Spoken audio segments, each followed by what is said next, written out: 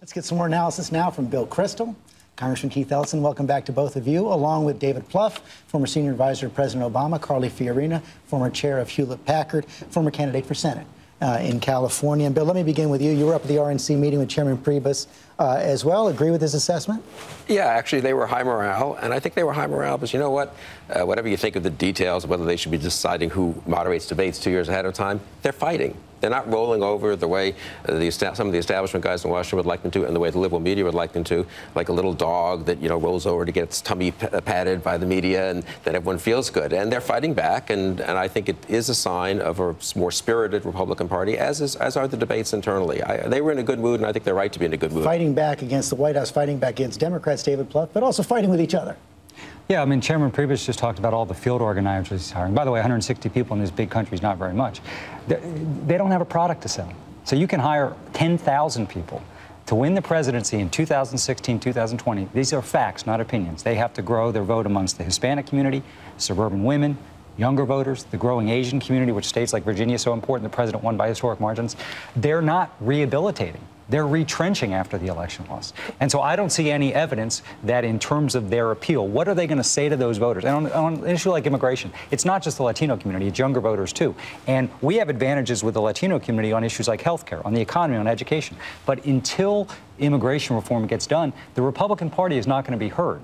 So yeah, they're fighting amongst themselves, and I don't actually think that's a bad thing. I think I actually agree, that's a good thing to have. The problem is, after November, largely people said the Republican Party has to rehabilitate a little bit to address some of these demographic challenges. They're not rehabilitating. They're doubling down. One of the big ones, Carly, is women. I guess Mitt Romney won married women by about 11 points, but lost single women by almost 46 points. How do you turn that around? Well, I think first we have to turn it around by having reasonable discussions around the things that are labeled extreme. Let me just give you a very simple example. First of all, not everyone in the Republican Party is pro-life. I happen to be pro-life, but there are many pro-choice Republicans. But example, when Governor Perry pushed forward legislation in Texas to ban abortion after 20 weeks, it was labeled as an extreme move. That's 5 months. 5 months. There are only 4 countries in the world that legalize abortion after 5 months. China, North Korea, Canada, and the U.S. It's actually not a particularly extreme position to say a woman needs to have a choice up to 5 months. And then there really has to be a medical reason. But it got cast as a very extreme point. I would be willing to wager that there are many, many single women who are pro-choice who say, you know what? 5 months sounds reasonable to me. So I think part of the Republican Party's challenge is to not fall into the trap of having issues cast the way our political opponents want them cast, and be willing and courageous enough to actually have the debate on our terms. We're also seeing a strain in the Republican Party that, you know, may find out places where you agree, for example, with Rand Paul on issues of foreign policy, cutting off aid to Egypt, but that creates real divisions inside the Republican Party. Well, I agree. I mean, at the end of the day, the Republican Party has to talk about how they're going to solve problems for Americans. What's going on with jobs? I voted to not repeal Obamacare 40 times, but they haven't put forth any kind of plan for how they're going to make sure we got affordable, accessible care for every American.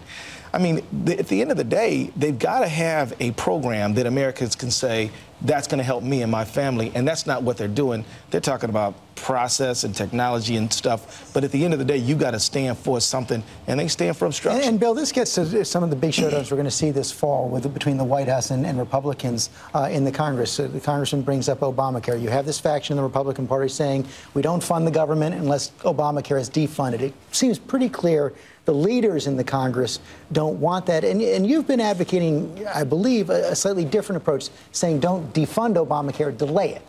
Right. Just one thing on Keith. I mean, Chris Christie is a governor of a blue state. I believe he's been an effective governor. Scott Walker is a governor of Wisconsin. He's going to get reelected. He's been an effective governor. There are plenty of other Republican governors who are doing a good job. The one place they actually have a chance to govern, they're governing pretty well. I would even dare say they're governing better than President Obama. I don't want to shock you. David's falling off his chair. Congress. Let me invite you to Well, they don't govern. Maybe you're not aware of that. They don't have both branches. They don't have both branches. Thank God they have the House. Thank God they have the House. They can stop you guys. They can stop you guys from doing worse. They have failed to pass. They've let a farm bill fail. They've failed on numerous And the Senate fronts. Democrats have done so much. The Senate Democrats have really stepped up. It's clear. I disagree. Okay. And you should call them and help them out. Let's go back to jobs for a moment. Let's go back to jobs. Just to answer your precise question in 10 seconds. I think there's a middle ground between saying we got to defund the whole thing overnight or we're going to shut down the government and doing nothing. And I think there is a really good substantive case for delaying things like the individual mandate in the exchanges.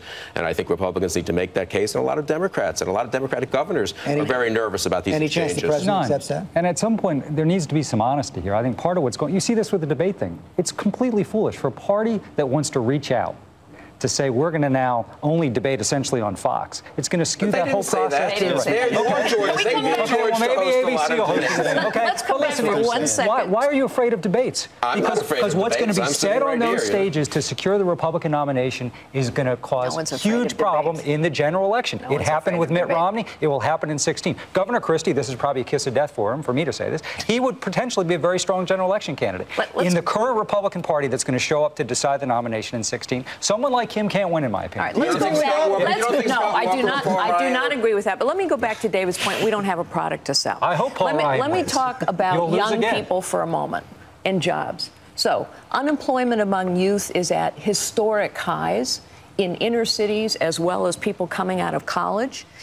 And there is nothing that is appealing to a young person about the solution to every problem being a large, bloated bureaucracy that cannot be held accountable and whose budget continues to rise year after year. The Democrats have a single product, which is let us centralize decision-making, let us create a government program to solve a problem. And what we're seeing, whether it's the IRS or whether it's the debate about national security, is we cannot hold these bureaucracies accountable. We do not know what they're doing, and the programs are ineffective. And we're seeing that with the rollout of Obamacare as well. Young people don't care about bureaucracy. They care about a job. That's they care right. about getting a job right now. Because they don't have and the Republican majority in the House has obstructed at every single turn. It's so easy to blame the Republicans. Look, the I'm there Democrats every day. but the Democrats are in charge of the national government. And we have not. And you know what? Under Obama, the jobs picture has been brightening. Not enough, but not with any Republican help. And I might want to point this out with pure obstruction from the Republicans. But I might point out to you that building our nation's infrastructure, which would help jobs, is actually a good thing. It's something the president has proposed. Democrats have supported.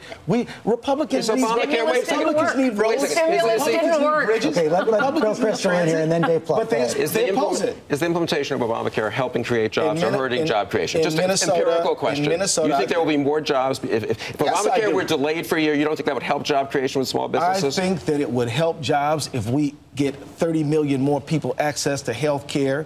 It would help those people. It would improve their family budgets. We certainly will. And I'm telling you, in states that have embraced it, we are doing fine. Let me tell you, in Minnesota, we're very proud of the exchanges. There's no way we would delay it because the uninsured are looking forward to being. Why did the president delay the employer mandate across the nation for a year? It's working so great. It would help jobs. Why would he delay it? Big problems need big solutions, which need flexibility. Yes, so delay the individual mandate, too. That's not the problem. The problem is that there are those exchanges are all going to be set up perfectly. Well, we'll see whether young people sign up, which is the test of whether it works. This is the question. I want to bring that to David Plouffe. This is all coming up on a lot of deadlines hitting on October 1st. The government funding runs out, but also you begin to sign up people for the exchanges. It is true that if people don't sign up, this is not going to work. Young people in particular. I'd say that I find it ironic, the criticism of the president and our party generally is we never listen to business, we dictate. Now we're listening to business, give them a little flexibility. It's the worst thing in the world. It doesn't make any sense. I think the Republican Party, by the way, is going to pay a big price in 3 or 4 years down the road because what they've said about Obamacare is not going to come to pass. It's not going to kill the economy. People are going to have more choice. Costs are going to go down in many respects. They're going to have access to preventive care. I think they've sort of set themselves up with a very dangerous trapdoor here. Yep. But I think that if you let's look at immigration in terms of jobs.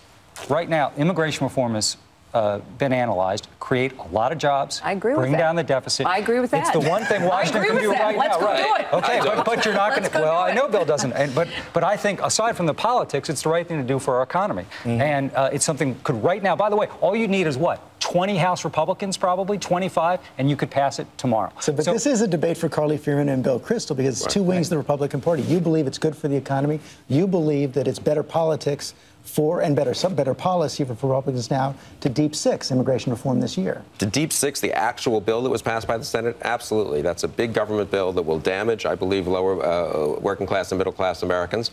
And I'm not for it. I think you can be for all kinds of immigration reform without being for this 1,300-page Senate bill. You know, the issue always is, how does something get done, okay? I think there is widespread agreement in the American public and in the Republican Party that we need immigration reform. I also think there is an opportunity, as you said, we need to make things better. Well, let's make this bill better. Let's do the things that we need to do to make it work. But I want to go back to David's point about health care for a moment. Because if anyone oversold Obamacare, it was President Obama. He laid out a set of goals, a set of promises about what this bill would do, and not a single one of them is coming true. In fact, just the opposite is happening. People's insurance premiums are going up. They can't actually keep their insurance plan. It actually is hurting small business. There's a set of proof points now that are causing the American public to say, you know what, this program isn't quite what I thought David, it was going to be. 20 seconds to respond. We got to take a break. That's just not true. I mean, in states that are setting up the exchanges, rates are coming in lower than expected. You've got millions of kids out there now with health care. You've got people paying less for prescription drugs. You've got women getting preventive care. And next year, you're going to have people can no longer be denied shorts based on pre-existing conditions. These are fundamental changes that are good for the country, good for the economy. That's right. Big showdown coming this fall. Thank you all. Stand by. We have one more roundtable coming up.